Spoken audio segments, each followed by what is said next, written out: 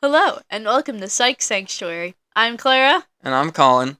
And it's been a hot second since we've recorded one, but we're back. Yeah, we've just been getting really prepared for this episode, you know? That's totally what it is. Yeah, Yep. So yep. much preparation. Oh, We're yeah. so ready and back. Yeah, and today we're diving into anxiety. Now, while anxiety can be a scary topic, mostly everybody in general does experience anxiety at some point, whether it's over tests or over something in your life. It's very normal to experience anxiety. Yeah. Everybody's gonna experience it. Actually, I have all these random statistics. I found that 1/3 of U.S. Uh, adolescents and adults experience it at some point in their life. So, like, hmm majority of people experience it. And feeling anxiety definitely doesn't have to be a disorder. There's actually very specific requirements that make it a disorder, and most people experience it sometime in their life because life is tough, and everybody's gonna have a little, sometimes irrational fear about it.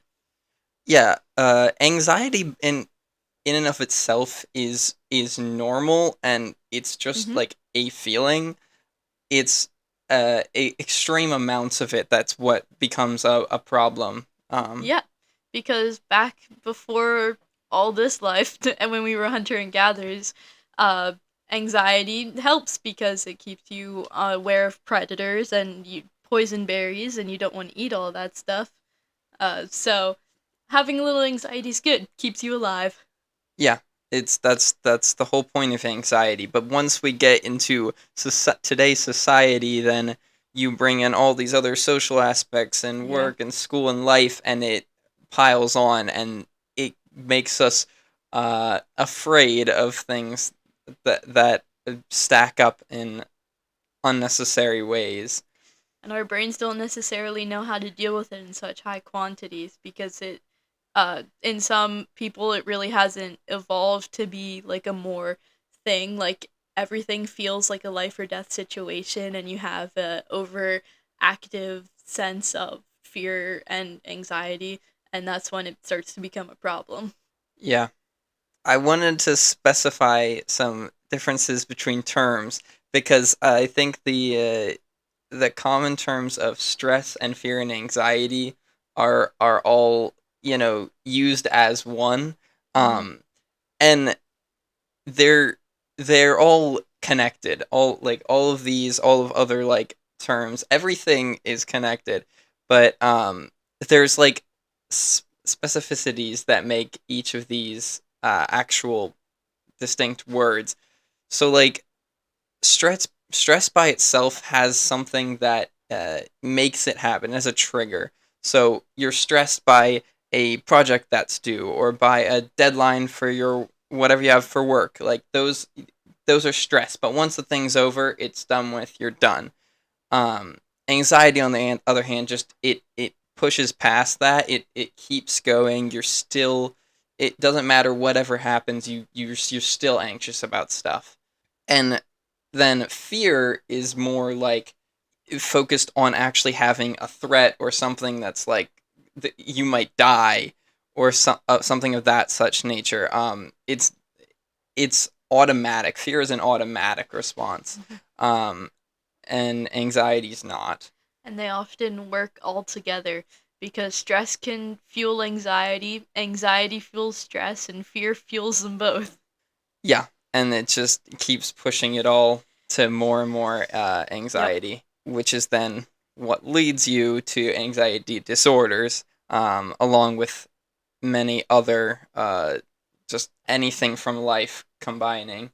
hmm Um, but anxiety's disorders really are when it just it's it's goes for a really long time.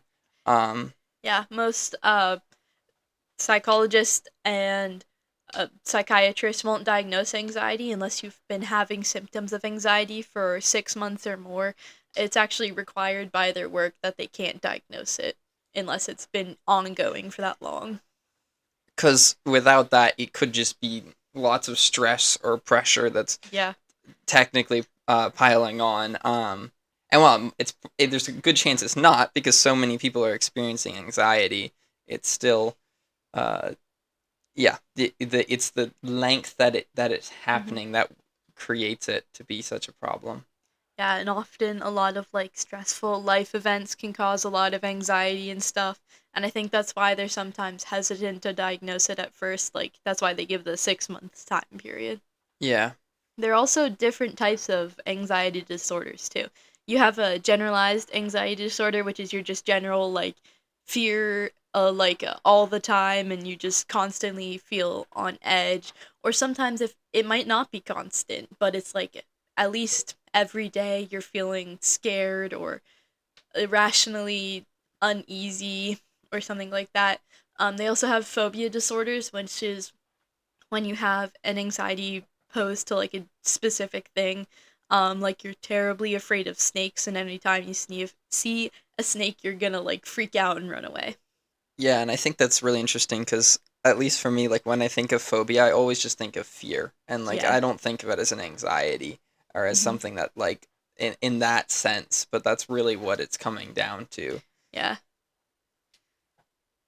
And phobia disorders are also rarely given because while you might be like really afraid of something, a phobia disorder is like an extreme amount of fear of it. Like you can't even think about it without freaking out. There's also a panic disorder, which is when you have panic attacks like out of the blue, nothing sets them off. You just have panic attacks, and that can it's definitely bad as if not worse than generalized anxiety Yeah. because that's a terrible feeling when you like feel that constriction in your chest and you can't breathe and you just yeah. Yeah, and even more than anxiety, that will disrupt like Yeah. your general flow of life and everything. Anxiety, extreme anxiety can also lead to having panic attacks too. And I feel like panic attacks, not in like everybody should have them, but they should be more normalized in a sense that we should talk about them more and like understand how to help people who are having a panic attack. Yeah, definitely. They're I think they're more common than we all think they Yeah. are. And even somebody that's not had a history of anxiety or anything like that can have a panic attack out of the blue or in a very stressful event. I've even Yeah. seen it happen with my own friends where something just sets it off on accident and then they just can't breathe and freak out. Yeah. In the same vein of how anxiety is related to panic attacks, like it's related to like so many other mental health Mhm. it- uh diagnosis and other uh things you see like depression. Mhm. Severely linked with depression and eating disorders. I know there's more. I have so many notes for this episode, and I am trying to find all my things for them. Anxiety can also be a symptom of a lot of disorders too. Like even just not things like mental health, like even like physical health things like chronic illnesses or like cancer and other stuff like that can cause anxiety because of the Yeah. stress it's putting on your body. And anxiety is very important to manage because at first anxiety you like feel like alarmed by it, but then you get used to it and you can work really well under the pressure and stuff. But after a while of extreme anxiety, it can actually weaken your immune system and tire you out completely, and that's when you start getting really sick and stuff too. Yeah, and I think there's a sense of like probably at first for most people it's like, hey, I can like just push through it. Like Yeah. there's nothing happening whatsoever. And like in reality, you need to learn how to manage it and deal with it so that you can push past it, but not just push through it. Yeah. There are also a lot of techniques to deal with anxiety. Sometimes they don't always work, but sometimes it helps to just stop, take deep breaths, recognize what you're feeling, and if there's any way you can make it better. Or you can do something you enjoy to just distract yourself from it for a little bit. Sometimes it helps you calm down, calms the brain down. There's also a lot of mental tricks you can use. Like, I know one that was taught to me where it's like, oh, I look at 5 things I can see, 4 things I can hear, 3 things I can smell, 2 things I can touch, and Yeah. one thing I can taste. And it just brings you back to your senses and stuff when Yeah. you're not feeling yourself. Yeah. Brings you back into the present. Mm-hmm. Yeah, I know another thing I had found when looking some stuff up was just like I always tell people to breathe first. Like no matter what's happening, I just say breathe. Yep. Just breathe. Cuz I don't know what exactly is happening, but usually that's a good starting point. Mm-hmm. Um and then once you've calmed down, this article I found was saying like basically ask yourself why it's happening, Mm-hmm. and definitely calm down. Do all of the other things first, Yeah. because you might end up stressing yourself out more, feeling more anxious. Um, but like, what? Why is this happening right now? And then like, well, first make sure like, is this anxiety? Is this things that are in my head that I'm thinking about? Is this something that's right in front of me? Because if it's something that's right in front of you, that's more a fear. That's more something Like a a stress. stress or a fear. But like once you've figured that out, then you push into why is this happening, and then Mm-hmm. once you understand the why, that helps you to better know for the future and deal with that thing. Unfortunately, anxiety doesn't always have a cause, too. Mm-mm. It could be you're just sitting there, nice Tuesday afternoon, and then suddenly you're just feeling really uneasy and your stomach hurts or you're shaking really bad, and it can be scary because you don't know what's going on. But it can also just be anxiety, which is not fun to have, and it just kind of sneaks up on the blue sometimes, and you have no clue what's going on. So, even though it has a reason, sometimes it might also not have a reason. And while that's scary, it's still important to recognize symptoms of anxiety and know ways to either help yourself or to distract yourself from how you're feeling. it's it's good to know like, yeah, like symptoms wise, like the amount of things, like it Hmm. can come in all shapes and forms. Yeah. There's a lot of different like things you might feel. You've already like said some Hmm. things, um with just like it's just it comes at you. You don't really know what's happening.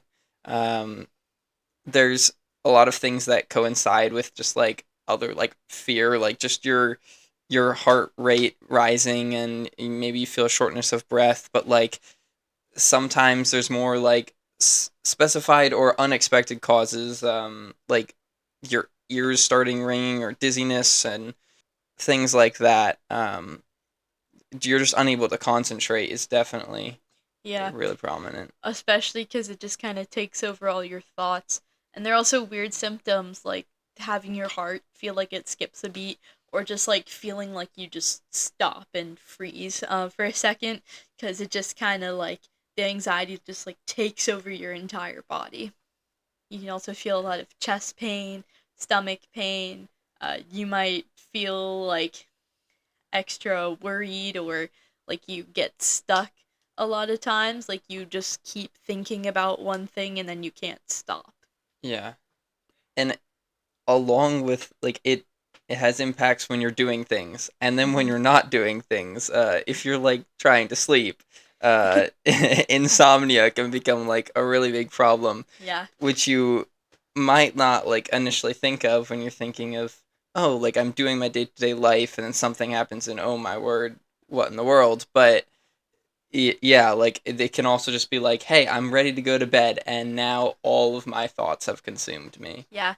And it's especially when you try to keep busy to avoid anxiety, sometimes the day just catches up to you at the end. Some people don't even realize things as anxiety because a lot of things, especially middle school, high school, you get in like fights with friends and stuff, or you'll just think about a test or stuff. And I don't think really people realize that that's like an anxiety.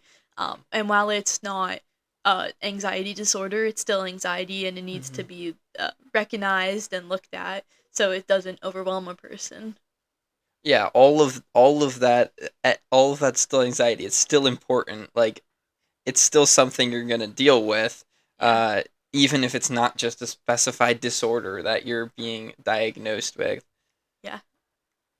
It's important to note, that yeah, if you're if you are noticing these things, you should actually seek some sort of professional help. Mhm. If it seems like it's something that's just like constant, go actually seek a professional to figure out, Yeah. There's because it's helpful to know what's up. there's also many different forms of help too. Yeah. Depending on who you go to, you could get diagnosed by a psychiatrist. They might have different types of medicine they can give you, or you can go to a talk therapist who will help you like come up with some different ways to deal with your anxiety and also ways you can recognize your anxiety and take a step back. Or there's also cognitive behavioral therapy, which helps you like face your fears face on and hopefully get over some anxiety related to stressors and fears and stuff like that. Yeah. Yeah. It's also definitely important to go get the help when you need it because it has long term effects too. Like, for example, your health. A lot of people who have really bad anxiety will get anxiety headaches or really bad tension in their body, and it can cause problems in the future like mobility issues or issues just like feeling like you can get up and do things too.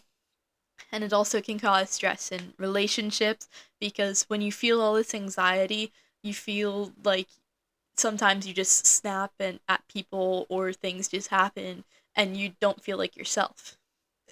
Yeah, any of these things, they're very important to get professional help. And even if first, if you can't reach that step, if you just like talk to someone close to you, talk to a Yeah. friend or family member. Like, the fact that this occurs and like so many people deal with anxiety, like this should be something you're just able to talk to the people close to, be like, Yeah. hey, this is up. Can you like help me work through this and be there for me? And if you don't have anybody safe that you feel like you can talk to, you could talk to. There are lots of like online help too, and places you can just like numbers you can text or call, just if you feel like you need that help, whatever it may be. Yeah. Another good place to start if you don't have like a close family or friend member to go to, if you feel like you have a teacher you're like especially close to, or you could go to your guidance counselor and they have ways to help you too. Yeah, and I think you mentioned like it's important to catch this early, and Hmm. that's definitely true. It's the long term effects, like even not extremely long term, but kind of longer term than just that in the moment thing. Like it can uh rebound. Yeah, Yeah. rebound. That's the word. It can just rebound, snowball. That's what I'm looking for. It can snowball into like way more impact heavy like things in Hmm. multiple aspects of your life, whether it's like for student schoolwork and things like that, or how you're doing at your job, what's happening, your like your relationships, those Yeah. people that you do trust. Stuff can go down because you're feeling things from the anxiety, but you're not noticing it. Yeah. And it's also very important to discuss with people what's happening in case they feel like they see you're feeling off or something. It's important to be like, hey, this is what's going on. Sorry if I don't feel like myself. Or you could, if they ask how to help, you could tell them how to help you, whether, however that may be. Yeah, if you're on the end of like, hey, someone's saying this to me, but like, what do I do? Like, I want to help them. Like, there there there are ways to like just tell them like, hey, it's like, how can I help? Yeah. Asking them directly, like you just said, and like just telling them, make them feel okay. Tell them it's okay to not be okay. Like it's fine. We'll work through this. You're not alone. I'm here Yeah. for you. Yeah, like make Some sure they feel comfortable. Sometimes it's just showing them you care because a Yeah. lot of anxiety is about people and Mhm. spiraling and like, oh, like I don't know how why people like me or how they like me. So sometimes it's just even showing you care and maybe even showing up with their favorite food or a snack or something like that. Or just like sending Mhm. a text message like, hey, I appreciate everything you do and you're so important to me. and you can talk about me to me about anything and stuff like that. Yeah, definitely. Yeah. Definitely. And as I mentioned earlier, letting anxiety go can have dire consequences like more sicknesses and illnesses and more Hmm. severe illnesses, but it can even get so bad as to break down your immune system and cause more risk for things like cancer and other like terminal illnesses like that. You Hmm. can like kidney function is greatly affected by stress too. Yeah, it's like it's interesting if you don't really know these things. It's like, oh, like there's something like that I think is just like it's all in my head. Like Yeah. everything's in my head, but it's like it's all connected. So Yeah. it's still gonna affect. It's affecting you physically along with mentally. Yeah. Um, Anxiety also takes a lot out of your energy too. It can cause you to feel very tired and drained and like you don't have any energy in you to do anything too. which in turn is just gonna snowball everything else in your life there. Yeah. Yeah. And then you won't get to enjoy the snow because you'll be very anxious in your house. Yeah. Yeah. Um, I think we said like we talked a little bit about like where it comes from, and it's like it's out of the Hmm. blue sometimes. Um, like I definitely think it can show up. It might start small sometimes, Yeah. and like it'll work its way there. Sometimes it just kind of hits you.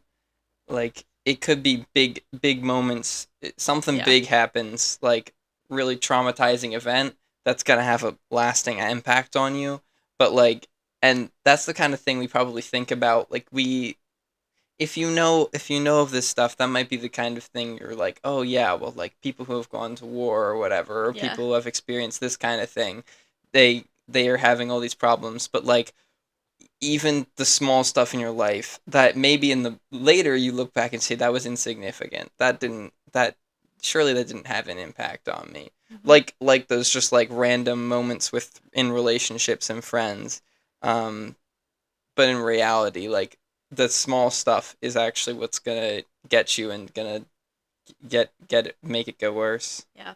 And unfortunately, anxiety disorders are often times genetically transferred too. So if your parents Mhm. have it, you're a higher risk for having it too. Sometimes entire families have it, sometimes only one person. Really depends. Yeah, and that along with like so many other like problems and disorders, like Hmm. that's a good reason why it's important. Like if you can talk to your family about that, Yeah. figure out what other people you know may have or may be dealing with, talk to them about it, and then see if you seem to be experiencing things, if that applies to you too. I think a lot of anxiety too stems from the COVID pandemic because we were all in our Hmm. houses for a while. And while that may have been a nice vacation from humanity, it changes people a lot because now we've been taught to be anxious about a disease that could is killing was killing millions and stuff, and we're internalizing that anxiety because we're afraid to go near people and be near people, and also being isolated for that long no matter who we're with. It still brings on anxiety to be around people still because we were just so used to such a small bubble for such a long time. Yeah. I And know I struggle to just go in like any social situation, yeah. like unless I like know that I know what's going on. If I know that I'm in charge, like I'm great. But otherwise, like I'm so worried about Yeah. all these little factors. Or even just like talking to people, asking where things are. Yeah. It's not happening. Yeah. You don't want to do it, and those are little bits of anxiety. Yeah. Yeah. The important thing to remember is that everybody goes through anxiety Hmm. and you're not alone, and there's resources everywhere. You've got close family members and friends, and it's so important to talk about it. Yeah, it doesn't have to be diagnosed to be real. Yeah. Go talk to someone. Yeah. Yeah, I think that's covering most of it. Please Yeah. let us know if you're having questions or thoughts about what we talked about. Don't come to I mean you can come to us, but like if you actually are thinking about your own situation, maybe go to a therapist. But like, get we're not professionals, don't get our help. But if you have thoughts about what we talked about, or questions, or you want to ask us things or whatever, let us know. What do we on Instagram, and you can email us psychsanctuary@gmail.com. I believe so. Yeah, you totally can spell that. Psychsanctuarypodcast at gmail.com. Don't forget the podcast part. I think you might email it to somebody else if you Yeah, forget the podcast. don't send it to just Psych Sanctuary. Who knows? Someone else has got a sanctuary of psychologists. I don't know.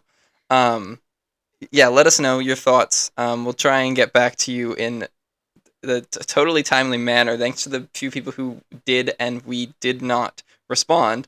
Yeah. Thanks for listening in. We'll be back hopefully really soon. I said that last time. Hopefully really soon. It won't be 6 months this time. It won't be 6 months this time, I promise. But thanks for listening. Have a great day. Bye.